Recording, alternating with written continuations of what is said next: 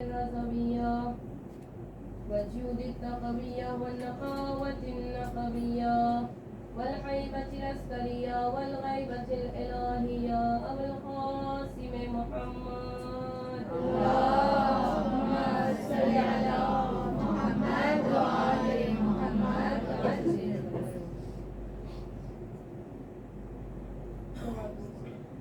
اللهم صل على محمد وآل محمد.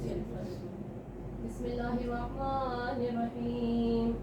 اللهم كن لوليك الحجة ابن الحسن صلواتك عليه وعلى آبائه في هذه الساعة وفي كل ساعة وليا وحافظا وقائدا وناصرا ودليلا وعينا حتى تسكنه أرضك تروعا وتمتعه فيها طويلا.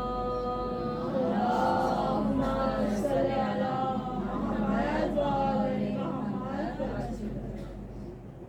بسم الله الرحمن الرحيم. تبارك الذي بيده الملك وهو على كل شيء قدير الذي خلق الموت والحياة ليبلوكم أيكم أحسن عملا وهو العزيز الغفور ذو الفضل. محمد وآل محمد. اللهم صل على محمد وآل محمد. اولا آغاز کلام میں ساری حمد و ثنا، ساری تعریف و تمجید اس پاک پروردگار عالم کے نام ہے جو ہمارا خالق، ہمارا رازق ہے، کہ جس نے موت و حیات کو خلق کیا. اور خدا کا کروڑوں احسان ہے کہ جس نے ہمیں اور آپ کو زندگی دی ہے تب بھی اہل بیت کی محبت کے ساتھ دی ہے، اور انشاءاللہ موت دے گا تب بھی محبت اہل بیت کے بنیاد پر ہمیں اور آپ کو موت آئے گی. اور یقیناً وہ خدا کہ جو خود اپنی پاک و پاکیزہ موجز نما کتاب میں ارشاد فرما رہا ہے کہ تبارک الذی بیدہ الملک، پاک و منزہ ہے وہ ذات کی جس کی ملکیت ہے. الذی خلق الموت والحیات، اور وہ ہے جس نے خلق کیا، پیدا کیا، بنایا ہے موت اور حیات کو. لیبلوکم ایکم احسن عملا وهو العزیز الغفور، تاکہ وہ ہمیں اور آپ کو آزمائے ہمارے اعمال کے ذریعے سے. یعنی بات واضح ہو گئی کہ جس کسی بھی انسان کو اس دنیا میں آنا ہے تو یقیناً اس دنیا سے منتقل ہونا ہے. اچھا، موت کہتے کسے؟ موت فنا ہونے کا نام ہے، مٹ جانے کا نام ہے، نیست و نابود ہو جانے کا نام ہے؟ نہیں. ہم کہتے ہیں نا فلانی کا انتقال ہو گیا، اس کا مطلب کیا ہے؟ فلانی کا انتقال. انتقال کی میننگ کیا ہے؟ منتقل ہو جانا، یعنی اپنی پلیس کو چینج کر لینا. مطلب میں یہاں بیٹھی تھی، میں یہاں سے اٹھ کے فلانی آنٹی کے پاس جا کے میں بیٹھ گئی تو میں نے اپنی پلیس کو چینج کر لی. اس کا مطلب یہ نہیں ہوا کہ میں مر گئی، میں فنا ہو گئی، میں ختم ہو گئی. نہیں، بس میرا وجود باقی ہے، جگہ چینج ہو گئی. اب حقیقت میں انسان وہی کامیاب ہے جس نے وقتی رہنے والی جگہ کے لیے زیادہ اعمال نہیں کیے ہوں گے، اور جو ہمیشہ کی رہنے والی جگہ ہے اس کے لیے اپنے اعمال کو تیار کیا. ابھی ہمیں آپ کو جانچنا ہے، دیکھنا ہے، تیار کرنا ہے اپنے وجود کو کہ ہم منتقل ہو رہے ہیں، ہمارا انتقال ہو رہا ہے کس جگہ؟ آخرت کی طرف ہم منتقل کیے جا رہے ہیں. جب موت کا فرشتہ ہم پر وارد ہوتا ہے یا ہماری جانب آتا ہے تو خود روایتوں کی جملے حدیث بیان کرتی ہے کہ جو بندہ مومن و متقی ہوتا ہے اور جب ملک الموت اس کے سرہانے آ کے کھڑے ہوتے ہیں تو اس کا عالم کیا ہوتا ہے، اس کی کنڈیشن کیا ہوتی ہے، اس کا معیار کیا ہوتا ہے؟ ملک الموت کہتے ہیں اے بندے خدا تم خوفزدہ ہوتے ہو، تم مضطرب ہو، آئے تم پریشان ہو، تمہیں کسی بات کا ٹینشن ہے؟ کہا نہیں، ٹینشن کسی بات کا نہیں ہے، پریشانی کسی بات کی نہیں ہے، مسترد کسی چیز کے لیے نہیں ہوں. تو کہا تم پریشان کیوں نظر آتے ہو؟ کہا بس یہی سوچ رہا ہوں کہ میرے انتقال کے بعد یعنی میرے منتقل ہونے کے بعد میری جگہ چینج ہو جائے گی، اس کے بعد میری آل اور اولاد کو کون دیکھے گا؟ مجھے فکر اس بات کی سجاتی ہے کہ جب میں منتقل ہو جاؤں گا، میری پلیس چینج ہو جائے گی، میں دوسری طرف بڑھا دیا جاؤں گا، تو میرے پیچھے رہنے والے جو لوگ ہیں، چاہے وہ میری آل ہو، چاہے وہ میری اولاد ہو، چاہے وہ میرے گھر والے ہوں، ان کا کیا ہوگا؟ ملک الموت کہتے ہیں کہ تم اپنے گھر والوں کے بارے میں ٹینشن لیتے ہو، خوف زدہ ہوتے ہو۔ کہا خوف زدہ تو کوئی نہیں ہوتا، لیکن دل میں ایک بات آ گئی کہ میرے بعد میرے بچوں کا، میرے گھر والوں کا کیا ہوگا؟ ملک الموت کہتے ہیں ٹینشن نہ لو، اوپر کی جانب دیکھو۔ کس کے لیے کہا جا رہا ہے؟ جس کے دل میں اہل بیت کی مودت ہے، جس کے دل میں معرفت اہل بیت ہے، جو علی والا ہے، جو حسین والا ہے، جو فاطمہ والا ہے، جو حسنین کریمین شریفین والا ہے، یہ ان لوگوں کی بات ہو رہی ہے، یعنی ہماری اور آپ کی بات ہو رہی ہے۔ تو کہا جاتا ہے کہ تم ایک مرتبہ اوپر دیکھو، تو مرنے والا وہ بندہ خدا جب اوپر دیکھتا ہے تو اسے کیا نظر آتا ہے؟ جنت میں محل نظر آتے ہیں، باغات نظر آتے ہیں، تو اس کے چہرے پر ایک تھوڑی سی خوشی نظر آنے لگتی ہے۔ تو کہا خوش ہوئے؟ کہا خوش تو ہو گیا، لیکن پھر بھی مجھے میرے گھر والے پریشان کرتے ہیں، میرے بعد ان کا کیا ہوگا؟ پھر ایک مرتبہ ملک الموت کہتے ہیں اب بھی تمہاری پریشانی ختم نہ ہوئی، اب دوبارہ تم اوپر دیکھو۔ اب جب وہ اپنے سر کے اوپر دیکھتا ہے تو کیا دیکھتا ہے کہ سرحان رسول خدا تشریف فرما ہے، حلال مشکلات تشریف فرما ہے، فاطمہ زہرا تشریف فرما ہے، حسن و حسین تشریف فرما ہے۔ پھر ملک الموت بولتے ہیں اب بتاؤ تمہاری روح نکالی جائے یا نہ نکالی؟ مرنے والا کہتا ہے اگر چند لحظے بعد میری روح نکالنی تھی تو بخدا ابھی میری روح نکال لو۔ کیوں؟ کیونکہ مجھے لینے کے لیے میرے رسول عربی تشریف لے آئے، میرا مولا کائنات مجھے لینے کے لیے آ گیا ہے۔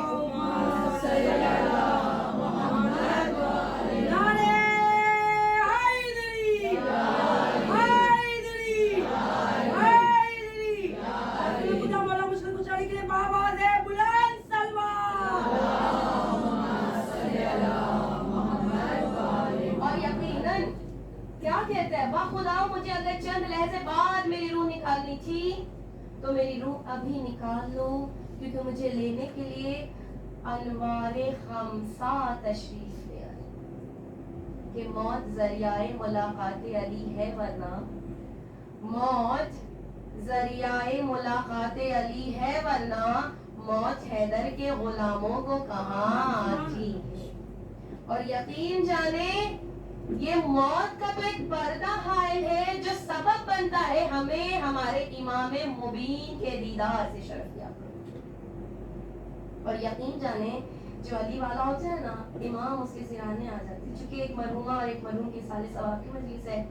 جب مرحوم اس دنیا سے رخصت ہوتا ہے تو مولا کائنات اس کے سرانے آ جاتے ہیں اور کہتے ہیں پریشان کیوں ہوتا ہے؟ تیرا امام مبین تیرے پاس آ گیا۔ اور پھر تاریخ کہتی ہے، روایت بتاتی ہے کہ مرنے والے کے چہرے پہ جو اذیت اور جو کرب کے آثار تھے وہ ختم ہو جاتے ہیں اور اس کے چہرے پر ایک عجیب سی خوشی نظر آنے لگتی۔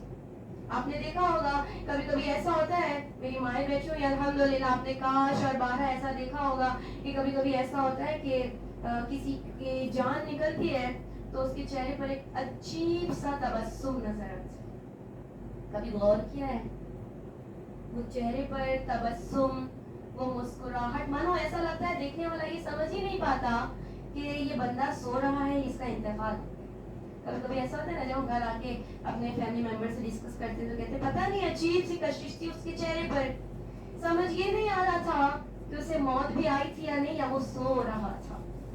ایسی عجیب سی مسکراہٹ تھی اس کے چہرے۔ اللہ اکبر، یقین جانے مسکراہٹ تو ہونی ہے، آخری دیدار جو مولا کائنات کا ہو جاتا ہے تو چہرے پر تو خوشی کے آثار نمایاں ہی ہونا ہے، اور جب روح نکلتی ہے تو مولا اس کے سرخانے کھڑے ہو جاتے ہیں۔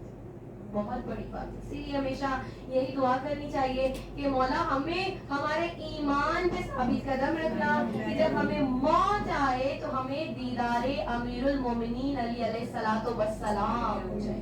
لیکن نہیں معلوم، خود روایت بتاتی ہے جب اس دنیا سے، اس دار فانی سے یہ دنیا کیا ہے؟ دار فانی ہے، فنا ہونے والی جگہ ہے. آخرت کیا ہے؟ ہمیشہ کی رہنے والی جگہ. اور یقیناً اعمال بھی ایسے ہونے چاہیے جو آخرت کی طرف منتقل کیے جائیں. کیونکہ یہاں پر جتنے بھی لوگ ہیں، جتنے بھی اعمال انجام دیے جاتے ہیں، جتنی بھی نیکیاں کی جاتی ہیں، ہمیں معلوم یہ نہیں ہوتا کہ کون سی نیکی اللہ سبحانہ و تعالیٰ قبول کر رہا ہے اور کون سی نیکی ہماری قبول نہیں ہو رہی. اب ہم خود اپنی اور آپ اپنی بات لے لیں. صبح سے دوپہر، دوپہر سے شام، شام سے رات ہو جاتی ہے، نمازیں بھی پڑھتے ہیں، عبادتیں بھی انجام دیتے ہیں، لیکن ہمیں اس بات کی گارنٹی نہیں ہوتی ہے کہ صبح سے رات تک کی ہماری پوری نمازیں قبول ہوئی ہیں. یا کسی کو گارنٹی ہے؟ مجھے گارنٹی نہیں ہے کہ میں نے جو عبادتیں کی ہیں، جو نمازیں پڑھی ہیں، جو اعمال خیر انجام دیے ہیں، وہ اللہ سبحانہ و تعالیٰ کی بارگاہ میں ایکسیپٹ ہو چکے، قبول ہو چکے. انسان اعمال یہ سوچ کے تو کرتا ہے یقیناً اللہ کی ذات بڑی کریم ہے، اللہ کی ذات بڑی بے نیاز ہے، یقین ہم اللہ سبحانہ و تعالیٰ کے لیے اعمال خیر انجام دے رہے ہیں، یقیناً ہمارا رب ہمارے اعمال کو قبول کرے گا. امید یہ ہوتی ہے قبول کرے گا، لیکن کون سا عمل قبول کرے گا وہ معلوم نہیں ہے. کبھی عمل میں دکھاوا ہو جاتا ہے، کبھی عمل میں ریاکاری ہو جاتی ہے، کبھی بہترین طریقے سے ہم اعمال انجام نہیں دیتے. اور شاید یہی وجہ ہے کہ بہت بڑے عالم دین جب اس دنیا سے رخصت ہوئے تو انہوں نے اپنے شاگرد سے وصیت کی تھی، اور شاگرد اور استاد نے ایک دوسرے سے یہ باتیں ڈسکس کی تھی کہ اگر پہلے میں مر جاؤں گا تو آپ میرے خواب میں آ کے بتائیے گا کہ آخرت میں آپ کے ساتھ کیا گزری، اور اگر پہلے آپ مر جائیں گے تو آپ میرے خواب میں آ کے بتائیے گا کہ آخرت میں آپ کے ساتھ کیا گزری. اب چونکہ استاد تھے، استاد کا انتقال ہو گیا، کافی عرصے گزر گئے. کافی عرصے گزرنے کے بعد جب یہ استاد اپنے شاگرد کے خواب میں آئے تو شاگرد نے پوچھا کہ اے آغا، آپ کی حالت تو بہت بہتر ہے، آپ کی کنڈیشن تو بہت بہتر ہے، اتنے عرصے بعد آپ میرے خواب میں آئے ہیں، میں نے تو آپ سے کہا تھا کہ آپ جلدی آئیے گا. تو اس آغا نے کہا، اس عالم دین نے کہا کہ اب تک میرا حساب و کتاب چل رہا. بہت بڑے پائے کے عالم دین، کتابیں وہ لکھتے تھے، نماز جماعت وہ پڑھاتے تھے، اعمال خیر وہ انجام دیتے تھے، نیکیاں وہ کرتے تھے، اللہ کے لیے اعمال خیر وہ انجام دیتے تھے. شاگرد نے کہا اتنے عرصے بعد آپ میرے خواب میں آئے. کہا میرا حساب و کتاب چل رہا تھا. تو آپ یہ بتائیں کون سے عمل نے آپ کو یہ درجہ عنایت کیا ہے، کس عمل کے سبب سے آپ اس منزل پر فائز ہوئے ہیں. تو عالم دین نے کہا کہ جب میری پہلی شب تھی قبر کے اندر، جب فرشتے آئے انہوں نے مجھ سے پوچھا بتاؤ تم نے سب سے بہترین عمل جو اللہ سبحانہ و تعالیٰ کے لیے کیا وہ کون سا ہے. اس عالم دین نے کہا میں نے بہت ساری کتابیں لکھی ہیں. کہا نہیں، کتابیں تو تم نے لکھی ہیں لیکن کہیں نہ کہیں اس میں دکھاوا تھا. یعنی وہ ہر عمل اپنا پیش کرتے رہے لیکن کوئی بھی عمل قبول نہیں ہوا. یہاں تک کہ آخر میں اس آقا نے کہا، اس عالم دین نے کہا پروردگارا تو ہی بتا، تو جانتا ہے کہ میں نے کون سا عمل خالصتاً قربتاً الی اللہ فقط تیرے لیے کیا. آواز قدرت آئی کہ گرمی کا موسم تھا. ایک بیوہ خاتون کے جس کے ہاتھوں میں ایک یتیم بچہ تھا اور وہ اپنی ماں کی انگلی پکڑ کے ایک رستے سے جا رہا تھا. خربوزے بیچنے والا خربوزے بیچ رہا تھا اور اس یتیم کا دل چاہنے لگا کہ کاش وہ بھی خربوزے کھاتا. اس نے اپنی ماں سے اصرار کیا. جب اس یتیم نے اپنی ماں سے اصرار کیا تو ماں نے انکار کیا، اور انکار کی وجہ یہ بتائی کہ میرے پاس پیسے نہیں ہیں، میں تجھے ابھی خربوزے نہیں کھلا سکتی. بچے کا اصرار بڑھتا رہا، ماں نے انکار کیا. بچے کا اصرار بڑھتا رہا، ماں نے انکار کیا. حد ہو گئی، ماں نے غصے میں بچے کو ایک تماچا لگا دیا. جب تماچا لگایا تم اسی جگہ سے اس وقت گزر رہے تھے، جلدی سے تم اس خاتون کے پاس آئے اور خاتون سے کہا اے بی بی بچے کو نہ مارو، خربوزہ میں اپنی طرف سے اس بچے کو دلا دوں گا. بس تم نے جو اس بچے کو خربوزہ دلایا ہے، وہ خربوزہ دلانا اللہ کو اتنا پسند آیا کہ وہ عمل دیکھنے والا تمہارے اور اس خاتون کے سوا تیسرا کوئی بندہ وہاں موجود نہیں تھا. اور اس عمل کی بنیاد پر اللہ سبحانہ و تعالیٰ نے تمہیں یہ منزلت عطا کی ہے کہ عالم برزخ میں تمہارے لیے جنت ایک دروازے کو کھول دیا. اس کے لیے یتیم کے سر پہ دست شفقت. اور یقین جانیے جس کسی کے بھی خدا متعال ہم تمام لوگوں کے سروں پہ ماں باپ کا سایہ سلامت رکھے. اور یقیناً یہ ایک عظیم سرمایہ ہے, یہ ایک عظیم دولت ہے. اور چونکہ جس کے پاس ماں باپ کا سایہ نہیں ہوتا ہے انہیں پھر اصل معنوں میں ماں باپ کی قدر سمجھ آتی ہے. اور وہی کہتے ہیں جس کے پاس نعمت ہوتی ہے اس کے پاس نعمت کی قدردانی نہیں ہوتی ہے, اور جب نعمت چھین جاتی ہے تو پھر احساس ہوتا ہے اے کاش ہمارے پاس بھی ماں جیسی نعمت موجود ہو. چند جملات اپنی بہنوں کے حوالے سے عرض کر رہی ہوں چونکہ ماں کے سال ثواب کی مجلس ہے کہ ماں کا مرتبہ اللہ سبحانہ و تعالیٰ کے نزدیک اتنا زیادہ ہے بے حساب کہ جب کسی نے رسول سے سوال کیا تھا یا رسول اللہ 20 سال سے اپنی ماں کی خدمت کر رہا ہوں, 1-2 سال کی بات نہیں, 20 سال سے میں اپنی ماں کی خدمت کر رہا ہوں, آپ بتائیں میں نے اپنی ماں کے حق کو ادا کر دیا؟ کس چیز کی بات کر رہے ہیں؟ حق کے ادا کرنے. کس کے؟ ماں کے. اور وہ کہتا ہے یا رسول اللہ میری ماں بہت بوڑھی ہے, بہت ضعیفہ ہے, نہ خود سے کھا پاتی ہے, نہ پی پاتی ہے, نہ چل پاتی ہے, نہ اپنے بال بنا پاتی ہے, نہ کھانا کھا پاتی, کچھ بھی نہیں کر پاتی. شروع سے آخر تک ہر کام میں اپنی ماں کے خود ہی انجام دیتا ہوں. کیا میں نے اپنی ماں کے حق کو ادا کر دیا؟ اور اگر ادا نہیں کیا ہے تو کتنا % حق ادا ہو گیا, کتنا % باقی ہے وہ بھی بتا دے تاکہ میں جو بچا ہوا ہے وہ بھی پورا مکمل کر دوں. رسول خدا نے کہا تو ماں کے حق کے ادا کرنے کی بات کر رہا ہے. کہا یا رسول اللہ میں پوچھ رہا ہوں کہ میں نے ماں کے حق کو ادا کر دیا. کہا ماں کے حق کو ادا کرنے کی بات کر رہا ہے. کہا ہاں یا رسول اللہ ماں کے حق کو ادا کرنے کی بات کر رہا ہے. کہا یا رسول اللہ 20 سال سے میں ماں کی خدمت کر رہا ہوں. کہا 20 سال سے تو اپنی ماں کی خدمت کر رہا, کہہ رہے ماں کے حق کو ادا کر دیا؟ کہا یا رسول اللہ بار بار یہی تو سوال پوچھ رہا ہوں. رسول خدا نے فرمایا تو نے اس ایک شب میں اس ایک کروٹ کا بھی حق ادا نہیں کیا کہ جب تو شکم مادر میں تھا. تھوڑی سی توجہ چاہوں گی, کیا کہہ رہے رسول؟ جب تو شکم مادر میں تھا اور تیری ماں نے تکلیف کے ساتھ ایک کروٹ بدلی تھی, تو نے 20 سالوں میں اس ایک کروٹ کا بھی حق ادا نہیں کیا.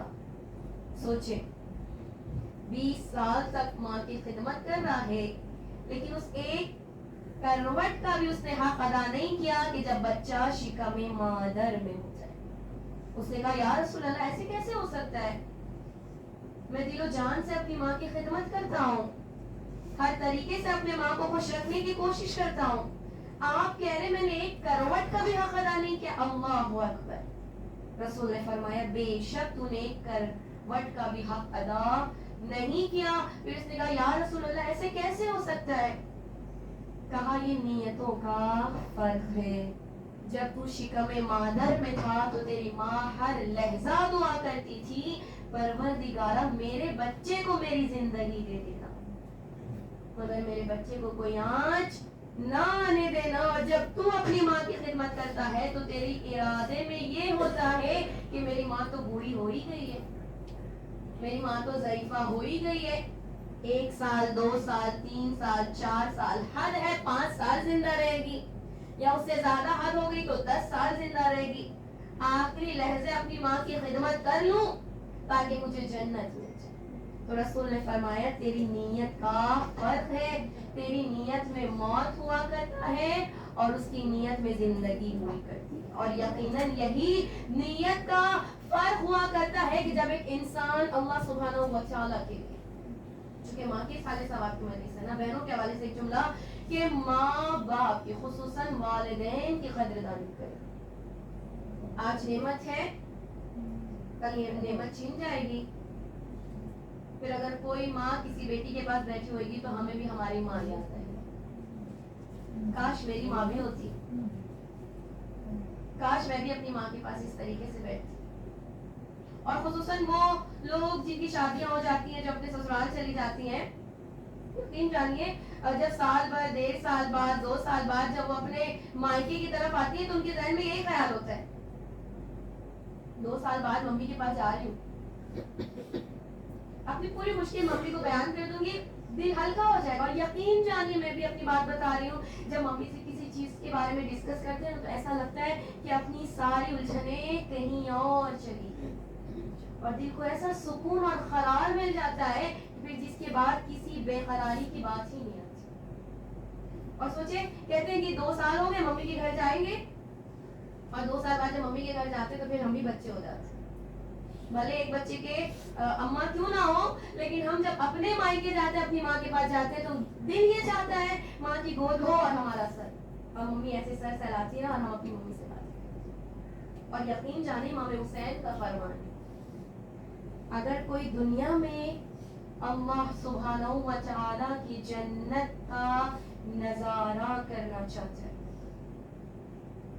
اپنی ماں کی گود میں سر رکھ کر لے جائے, اور ایسا سکون ملے گا کہ پھر پوری کائنات میں ویسا سکون اسے میسر نہیں آئے گا. اور سوچے, جس کے پاس ماں ہی موجود نہ ہو,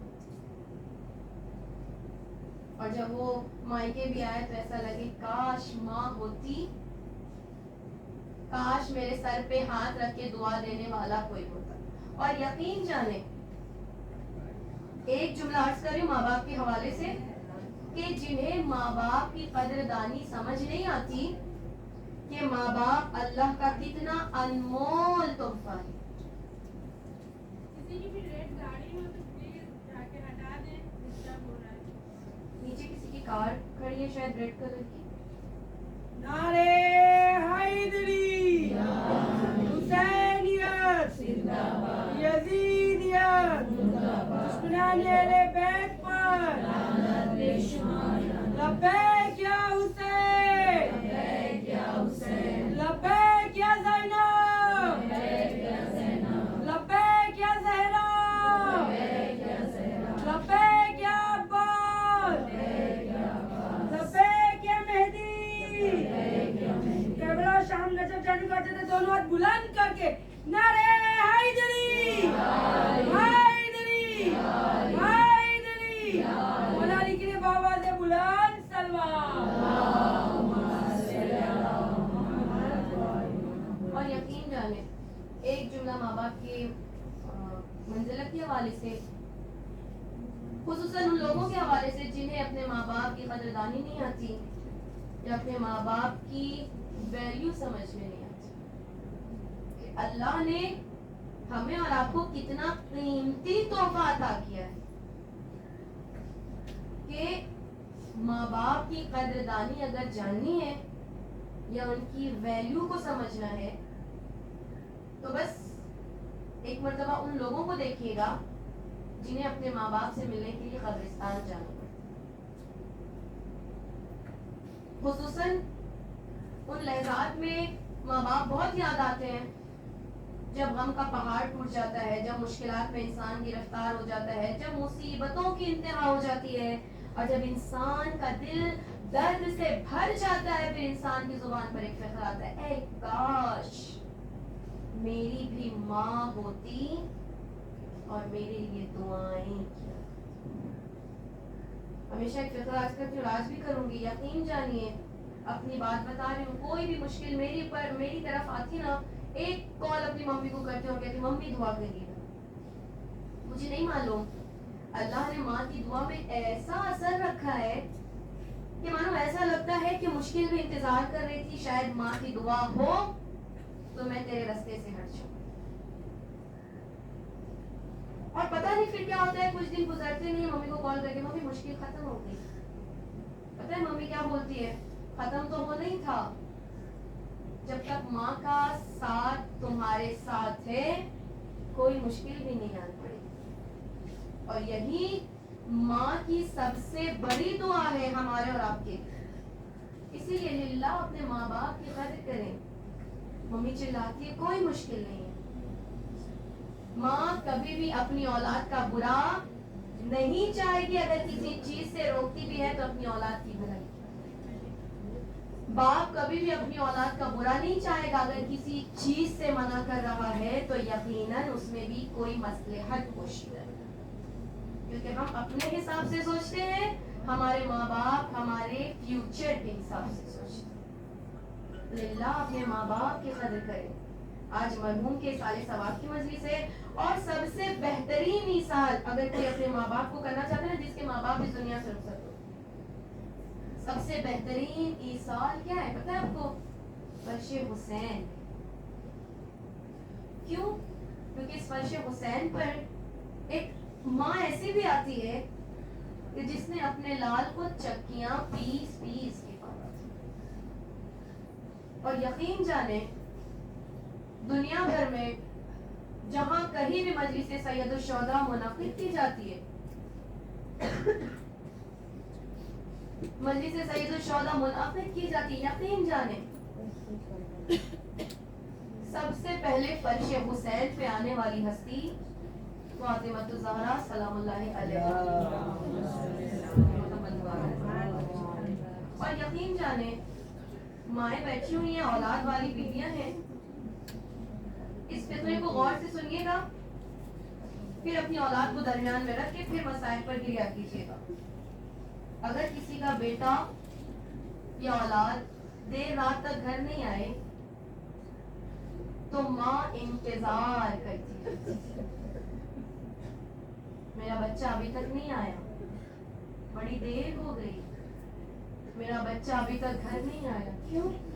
کیونکہ یہ ماں کی محبت ہے. مگر اللہ جانے کربلا میں کیسی مائیں تھیں جو شب عاشور اپنے بچوں کو آمادہ کر رہی تھی. اے میرے لال کلمہ میں وقت پر قربان ہونے کا دن ہے. جزاک اللہ جزاک اللہ. آپ کی آوازیں گریا بلند ہو گئی. خدا آپ کی آوازوں پہ رحمت نازل کرے. کبھی کوئی غم نہ دے سوائے غم سید الشہداء. مجھے نہیں معلوم کہ اس بی بی کے پہلو میں 4 برس کی یتیمہ آ کے بیٹھی ہوگی، رو رو کے کہہ رہی ہوگی اے عزادارو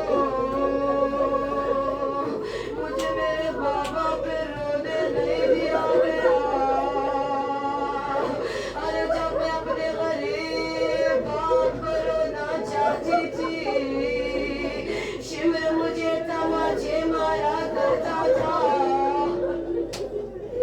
اے عزادارو یہاں تمہیں کوئی تماچے مارنے والا نہیں، یہاں کوئی تالیاں لگانے والا نہیں. جزاک اللہ. کلیزہ زہرا راوی بیان کرتا ہے جب غریبوں کی شام آ گئی، جب یتیموں کی شام آ گئی، اور جب شام غریبہ آ گئی، ایک مرتبہ خیام اہل حرم کو جلا دیا گیا، بیویوں کے سروں سے چادروں کو اتارا گیا. میں نے پڑھ دیا، آپ نے سن لیا. جاننا چاہیں گی بیویوں کے سروں سے چادروں کو کیسے اتارا گیا؟ ایک مرتبہ عمر سعد نے اعلان کر دیا جاؤ علی بطول کی بیٹیوں کو لوٹ لو. بس اس اعلان کو سننا تھا. ظالم اپنے اپنے گھوڑوں پر سوار ہوئے، ہاتھ میں نیزہ لیے ایک ایک بیوی کے پاس آ جاتے، سر میں نیزہ چھپاتے، چادروں کو اتار کے چلے جاتے، بیویوں کے سر زخمی. جزاک اللہ. کلیزہ زہرا جب بیویوں کے سروں سے چادریں اتار لی تھی، ایک مرتبہ شمر کی نظر 4 برس کی سکینہ کے کانوں پر گئی. شمر سکینہ کے قریب آیا. اولاد والی بیویاں بیٹھی ہوئی ہیں، ماؤں کا مجمع ہے. اپنی کمسن بچیوں کو درمیان میں رکھ کے مسائل سکینہ کا یہ فقرہ سنیے گا. ایک مرتبہ شمر نے سکینہ سے کہا اے سکینہ اپنے گوشوارے اتار کے مجھے دے دے. گوشواروں کا نام آیا. سکینہ نے تڑپ کے شمر سے کہا کلیزہ زہرا انصاف سے فقرے پہ آنسو بہائیے نا. اگر کسی کا باپ مر جائے اور آخری لحظے میں اپنی بیٹی سے کہے یہ نشانی تیرے باپ کی جانب سے تجھے دے رہا ہوں، اے بیٹی اپنے باپ کی نشانی کو خود سے جدا نہ کرنا. بیٹیاں مر جائیں گی مگر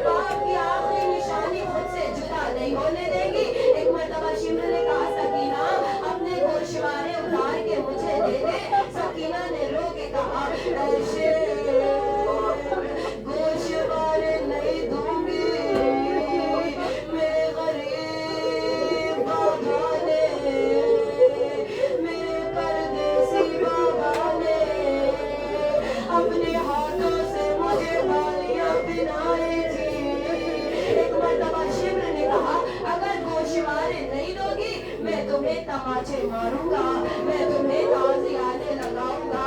बस तमाचों का नाम आया, सकीना ने तड़प के कहा अब तमाचे न मारना, तमाचे खाने की ताकत बाकी नहीं।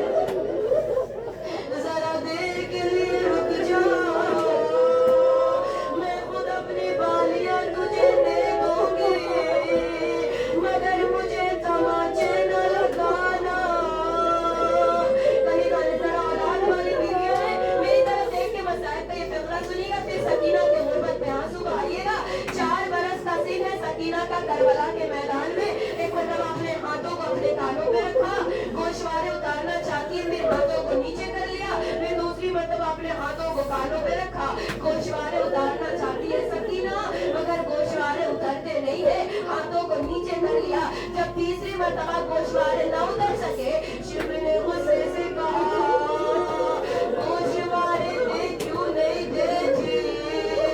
सकीना ने रो के कहा ऐ शिव, बाबा ने पिलाया था, मुझे उतारना नहीं आता। बस इतना सुनना था। शिव ने अपने हाथों को आगे बढ़ाया, बालियों में हाथों को डाला, गोशवारे उतारे नहीं, गोशवारों को नोच लिया, कानों की लबें फट गई, खून जारी हुआ, सकीना खा के करबला पर गिर गई। हे बाबा मैं यतीम हो गई। जज़ाकल्लाह जज़ाकल्लाह, यही हक़ गिरिया है कनिज़ान ज़हरा। खुदा कोई गम न दे सिवाय गम सैयद शुदा।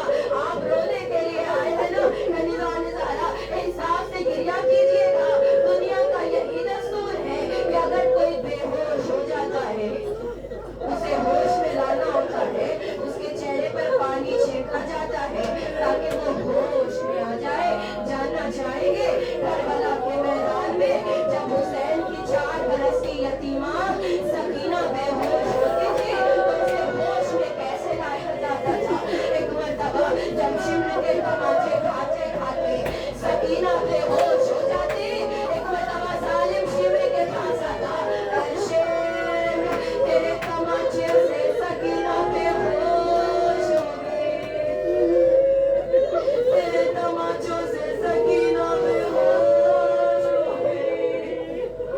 बस एक मर्तबा शिमर सकीना के करीब आता, आलम ये होता हाथों में ताजियाना लहराते हुए सकीना के करीब आता, पूछते सकीना पर ताजियाना बरसाना शुरू कर दो। सकीना तड़प के कहती बाबा,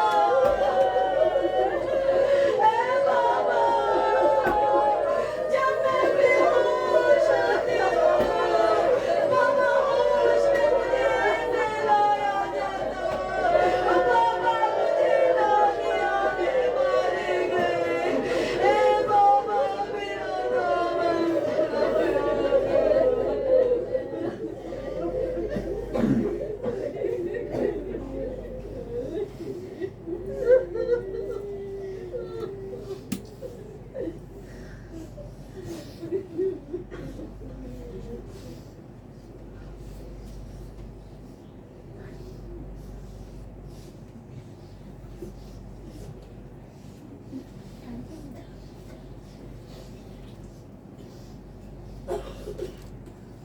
दामन कबूल फरमा, बिनासों को रुमाले सैयदा में जगह इनायत फरमा।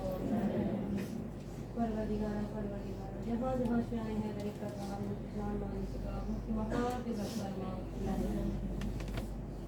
परवरदिगारा, कुछ लोगों ने इल्तिमास से दुआ का है, खुसूसन औलाद के हवाले से, तो मेरा बाप की जुड़ी हुई गोद के सफ़े में परवरदिगारा उनकी वीरान गोतियों को आबाद फरमा। परवरदिगारा परवरदिगारा, जनाब मुस्लिम के कर्ज के सबको जितने भी मखलूक हैं पर्दों को गैर से अदा फरमा। परवरदिगारा परवरदिगारा, जहाँ जहाँ शान है बड़े कर रहा है, उनकी जान माल इज़्ज़त आबरू की मुहाफ़िज़त फरमा। परचम इस्लाम को बुलंद फरमा, दुश्मनान इस्लाम को नीच नाबूद फरमा। वारिस ज़हरा इमाम ज़मान के ज़ुहूर में ताजील फरमा, हमें उनके आवान और साल में शुमार फरमा। एक सूरह फातिहा की इल्तिमास बाबा